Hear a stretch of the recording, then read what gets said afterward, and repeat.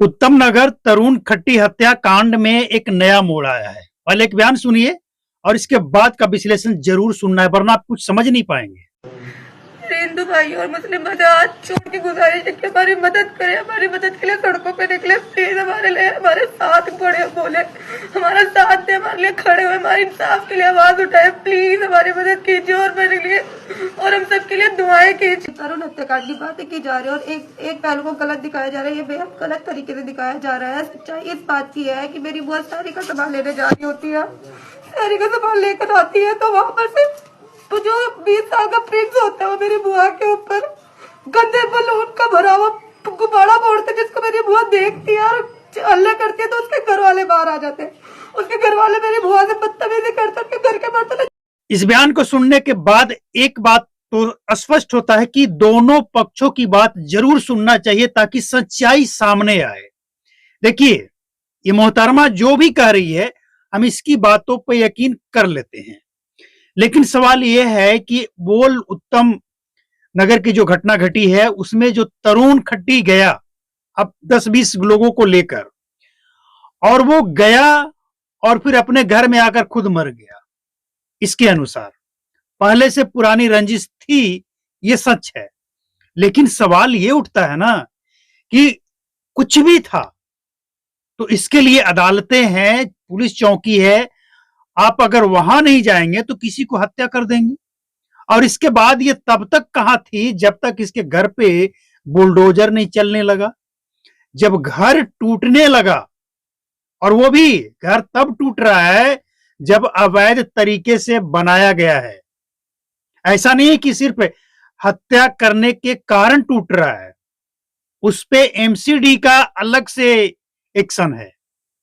और जो दिल्ली पुलिस का एक्शन होगा तरुण हत्याकांड मामले में, जो भी वांछित हैं, जो भी आरोपी हैं, वो तो अलग है। ये तो एमसीडी की कार्रवाई है। और इसके बाद ये मोहतरमा आकर बयान दे रही है कि मेरे परिवार को पीटा गया, मारा गया, इतना गुंडे आए, ये हुआ वो। हम इसकी सारी बात को सच मान लेते, लेकिन ये तब कहां थी जब तक ये घर तोड़ा नहीं जा रहा था। तब तो इसे ये लग रहा था ना कि हम तो मार कर निकल गए, कुछ होगा नहीं, कोई कुछ कर नहीं सकता है, हम तो बहुत बड़े शेर हैं। लेकिन जब एक्शन हुआ है तब ये विक्टिम कार्ड शुरू हो गया है। तो जो भी हो, एक बात इससे एकदम स्पष्ट हो जाता है कि कोई भी ताकतवर तब तक है जब तक आप संगठित नहीं हो जाते हैं।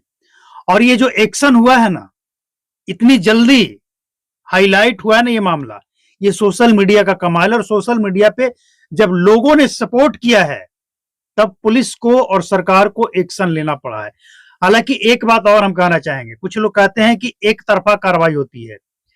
एक तरफा कार्रवाई कभी नहीं होती है। कानून सबके लिए बराबर है, और जो गलत करेगा वो गलत ही कहा जाएगा। मुस्लिम समाज के लोग अपने जो बड़े बड़े स्कॉलरशिप हैं, जो मुस्लिम के बड़े बड़े मौलवी हैं, वो अपने अकाउंट से, अपने पेज पे आकर वो कह रहे हैं कि नहीं, जो कुछ भी इसने की है, इस परिवार ने किया है, वो गलत है तो गलत है। और जाहिर सी बात है, जो गलत उसे गलत ही कहा जाएगा। लेकिन सबसे बड़ा सवाल एक और खड़ा होता है कि अब जो भी हुआ, जो होना था वो हो गया। एमसीडी की कार्रवाई भी हो गई और उससे तरुण खट्टी की जान भी चली गई। लेकिन क्या कोई कुछ भी करके उस घर को तो वापस बनाया जा सकता है, लेकिन क्या कोई कुछ भी करके उस तरुण खट्टी की जान वापस ला सकता है? क्या उस परिवार के इकलौते वारिस को कोई लौटा सकता है? सवाल ये नहीं है कि ये हिंदू मुसलमान का मैटर है, सवाल ये है कि इंसानियत का मैटर है। ये पहले से कुछ भी विवाद था, लेकिन ये विवाद सामने तब आया जब एक छोटी सी बच्ची रंग फेंकती है और छींटा पड़ जाता है, और इसके बाद उसके घर में घुसकर हत्या कर दी जाती है। ये इंसानियत को शर्मसार करने वाली घटना नहीं है तो क्या है?